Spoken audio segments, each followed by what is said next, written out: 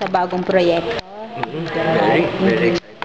Paano ba role mo dito? Kasi sa trailer, parang di naman siya maintindihan pa. So, paki-explain naman sa amin ano maging role mo. Aba, yun yung twist. Ah. Ako dito si Max. Isang happy-go-lucky na tao. Isang career-oriented. Along the journey, mamimit niya si Monica. So, magkakaroon ng affair. So, mali yun. Monica is Angel. Monica is Angel. Are you comfortable with ganito klaseng mga genre? Yung medyo adult, medyo... Challenge siya. Kasi first time ko gaganap ng ganitong klaseng role. So, kinakabahan ako. Pero exciting eh. Exciting kasi kung ano yung nangyayari ngayon sa story. Habang nagtitape kami, mas nagiging interesting na yung story. So, mas kaabang-abang na siya. And we're very happy kasi finally you're doing a drama material na sa ABS-CBN. Kasi nung una medyo guestings pa lang eh. Ngayon you're doing this na. Oo nga eh. Masaya ako kasi syempre dito ako sa genre na to na comfortable.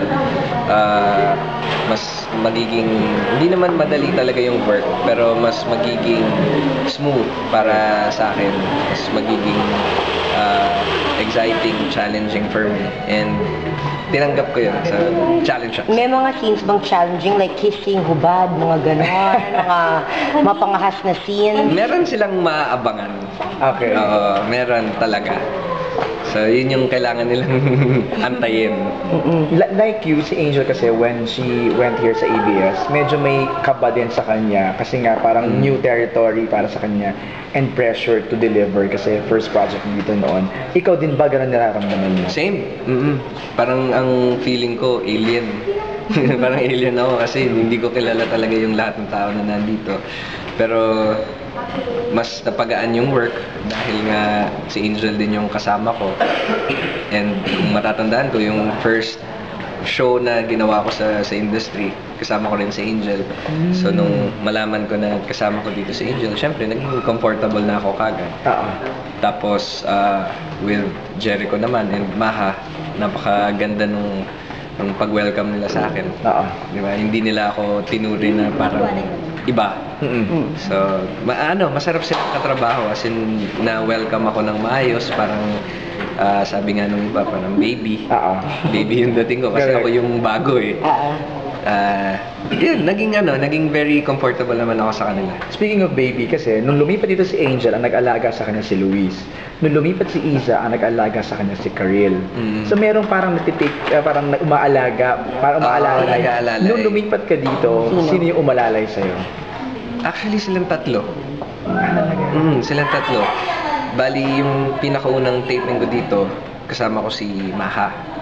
So, si Maha talaga yung nauna na makipag-usap, mag-adjust para sa akin. Tapos, nung nagkaroon naman ng time na first meeting na namin ni Angel, ganun din, inalalayan niya rin ako. Tapos, although si Jericho naman, hindi pa kami nagkakaroon ng scene. Pero off-cam, pag may mga break, ganyan, sama-sama kami kumakain. Talagang ini-invite nila ako na kailangan sumama ako. So, maganda talaga yung pinakita nila sa akin. Kaya very comfortable na ako. Home ka na. Hindi naman ba parang si Jericho, based on sa characters niyo rin, parang suplado ba siya sa'yo dahil? Hindi, si Jericho sobrang bait. Very accommodating na tao. Tsaka yung personality niya talaga, mabait siya sa lahat ng tao. Kaya hindi ako nagdalawang isip na makipagkaibigan sa kanya. Si Angel, matagal ko na rin kasi kilala na ever since naman talagang mabuting tao naman talaga siya. Kaya wala naman talagang problema. Yung sinabi mo nga, abangan namin na mapangahas. Ano ba yun? Baka pwede ba maikwento? Teaser. Oo. Well, may konting skin. May konting skin na kasama.